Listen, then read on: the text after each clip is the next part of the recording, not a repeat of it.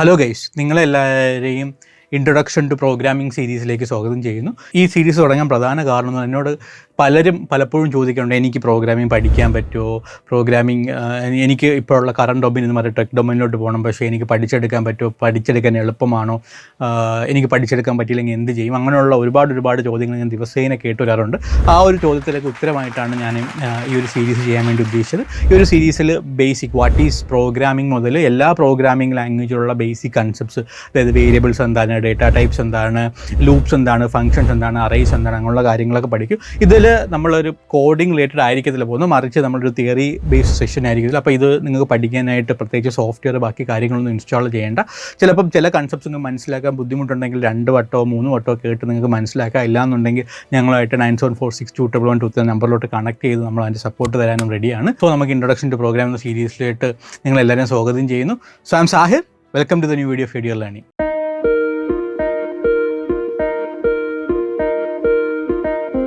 സീരീസിൻ്റെ പേര് പോലെ തന്നെ ഇൻട്രൊഡക്ഷൻ ടു പ്രോഗ്രാമിംഗ് ആണ്. സോ എന്താണ് പ്രോഗ്രാമിംഗ് എന്ന് പറയുന്നത്? ഇതിൻ്റെ ഡിക്ഷണറി ഡെഫിനിഷൻ എന്ന് പറഞ്ഞാൽ process of preparing and instructional program for a device എന്നുള്ളതാണ്. സോ ഒരു ലേമാൻ്റെ ടൈംസിൽ പറയുകയാണെന്നുണ്ടെങ്കിൽ ഒരു മെഷീനെ മിസ്റ്റേക്സ് ഇല്ലാതെ ഒരു ടാസ്ക് ചെയ്യിപ്പിക്കാൻ വേണ്ടി പഠിപ്പിക്കുക എന്നല്ലെങ്കിൽ ശ്രമിക്കുക എന്നുള്ളതാണ് പ്രോഗ്രാമിംഗ് കൊണ്ട് ഉദ്ദേശിക്കുന്നത്. ഉദാഹരണത്തിന് നിങ്ങളൊരു കുഞ്ഞിന് ഇംഗ്ലീഷിലെ ആൽഫബറ്റ്സ് പഠിപ്പിക്കുകയാണെന്ന് കരുതുക. ആ കുഞ്ഞിന് ആദ്യമായിട്ടാണ് ഇംഗ്ലീഷിലെ ആൽഫബറ്റ്സ് എയും ബിയും സിയും ഒക്കെ കാണുന്നത്. അപ്പോൾ നിങ്ങൾ കൊടുക്കുന്ന ഇൻസ്ട്രക്ഷൻ അനുസരിച്ചിട്ടായിരിക്കും ആ കുഞ്ഞ് എയും ബിയും സിയും ഒക്കെ പഠിക്കുന്നത്, അല്ലെങ്കിൽ പറയാൻ ശ്രമിക്കുന്നത്, എഴുതാൻ ശ്രമിക്കുന്നത്. നിങ്ങൾ പറഞ്ഞു കൊടുക്കുന്നതിൽ തെറ്റുണ്ടെങ്കിലോ ആ കുഞ്ഞും പഠിക്കുന്നതിൽ അല്ലെങ്കിൽ പറയുന്നതിൽ തെറ്റുണ്ടാവാൻ പോസിബിലിറ്റി ഉണ്ട്. ഇത് തന്നെയാണ് കമ്പ്യൂട്ടറിൻ്റെ കേസിൽ സംഭവിക്കുന്നത്. നിങ്ങൾ കമ്പ്യൂട്ടറിനെ കൊണ്ട് സ്വന്തമായിട്ട് എന്തെങ്കിലും ടാസ്ക് ചെയ്യിപ്പിക്കാൻ വേണ്ടിയിട്ട് ഇതുപോലെ ഇൻസ്ട്രക്ഷൻസ് കൊടുക്കുന്ന ഒരു പ്രോസസ്സിനെയാണ് നമ്മൾ പ്രോഗ്രാമിംഗ് എന്ന് പറയുന്നത്. ഇന്ന് നമ്മൾ കാണുന്ന ഗെയിംസും സോഫ്റ്റ്വെയർസും വെബ്സൈറ്റ്സും എല്ലാം ഇത്തരത്തിലുള്ള ഇൻസ്ട്രക്ഷൻസിലൂടെ പല പ്രോഗ്രാമേഴ്സ് ഡെവലപ്പ് ചെയ്തതാണ്. പ്രോഗ്രാമേഴ്സ് എന്ന് പറഞ്ഞാൽ പ്രോഗ്രാമിലൂടെ മെഷീൻസിന് അല്ലെങ്കിൽ കമ്പ്യൂട്ടേഴ്സിന് ഇൻസ്ട്രക്ഷൻ കൊടുക്കുന്ന ആൾക്കാരെയാണ് നമ്മൾ പ്രോഗ്രാമേഴ്സ് എന്ന് പറയുന്നത്. ലോകത്ത് നിന്ന് അതിവേഗം വളർന്നുകൊണ്ടിരിക്കുന്ന ഒരു മേഖലയാണ് പ്രോഗ്രാമിംഗ് എന്ന് പറയുന്നത്, അല്ലെങ്കിൽ പ്രോഗ്രാമേഴ്സിൻ്റെ ഡിമാൻഡ് ദിനം പ്രതി വർദ്ധിച്ചു വന്നുകൊണ്ടിരിക്കുകയാണ്. ഒരു കമ്പ്യൂട്ടറിനെ കൊണ്ട് സെറ്റ് ഓഫ് ഇൻസ്ട്രക്ഷൻ നൽകിക്കൊണ്ട് നമ്മളൊരു ടാസ്ക് ചെയ്യിപ്പിക്കുന്നതെന്ന് പറഞ്ഞാൽ ഒരു കുഞ്ഞിന് നമ്മൾ നേരത്തെ പറഞ്ഞ പോലെ ആൽഫബറ്റ്സ് പറഞ്ഞു കൊടുത്ത് പഠിപ്പിക്കുന്നത് പോലെയല്ല. അതിൻ്റെ മെയിൻ കാരണം എന്ന് പറഞ്ഞു കഴിഞ്ഞാൽ കമ്പ്യൂട്ടറിന് ഇൻ്റലിജൻസ് ഇല്ല, അത് എന്താണ് കാര്യങ്ങളൊന്നും വേർതിരിച്ചറിയാനുള്ള ഒരു മെൻ്റൽ പവർ ആയില്ല. രണ്ടാമത്തെ കാരണം എന്ന് പറഞ്ഞു കഴിഞ്ഞാൽ കമ്പ്യൂട്ടറിന് നമ്മൾ സംസാരിക്കുന്ന ഭാഷ, അല്ലെങ്കിൽ മലയാളമോ ഇംഗ്ലീഷോ അങ്ങനത്തുള്ള ഭാഷയൊന്നും കമ്പ്യൂട്ടറിന് മനസ്സിലാകത്തില്ല. മെഷീന് മനസ്സിലാകുന്ന ഭാഷ എന്ന് പറഞ്ഞാൽ ബൈനറി കോഡ്സ് ആണ്, അല്ലെങ്കിൽ 0 and 1s ആണ് മെഷീൻസിന് മനസ്സിലാകുന്ന ഭാഷ.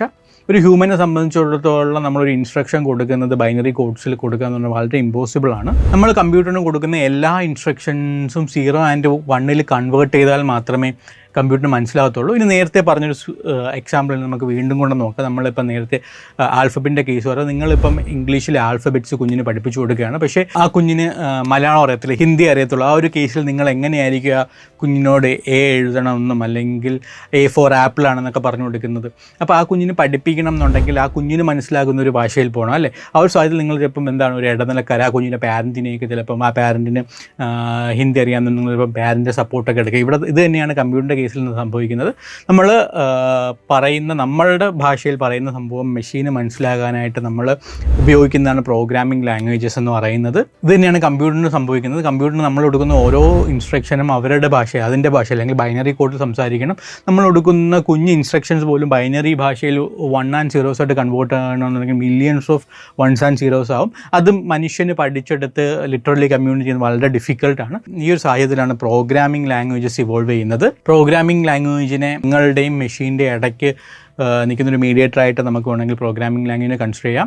നിങ്ങൾ പറയുന്ന എല്ലാ ഇൻസ്ട്രക്ഷൻസും മെഷീൻ ലാംഗ്വേജിലോട്ട് അല്ലെങ്കിൽ ബൈനറി കോഡ്സിലോട്ട് കൺവേർട്ട് ചെയ്തിട്ട് മെഷീന് പറഞ്ഞു കൊടുക്കുന്നതാണ് പ്രോഗ്രാമിംഗ് ലാംഗ്വേജസ് ചെയ്യുന്നത്. ഇന്ന് നിലവിൽ ഒട്ടനവധി പ്രോഗ്രാമിംഗ് ലാംഗ്വേജസ് ഉണ്ട്. പൈതൺ, ജാവ, ഇതൊക്കെ ജനറൽ പർപ്പസ് പ്രോഗ്രാമിംഗ് ലാംഗ്വേജാണ്.